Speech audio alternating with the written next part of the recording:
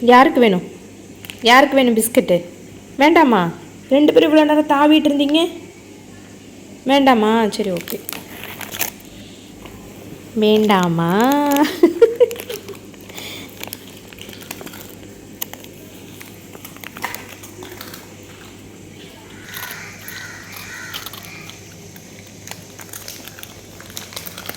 கருப்பு முறுக்கு, கருப்பு முறுக்கு.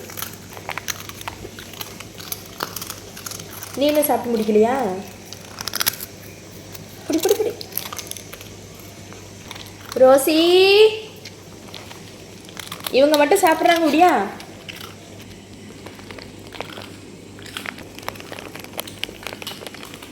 முடிய முடிய முடிய முடிய முடிய.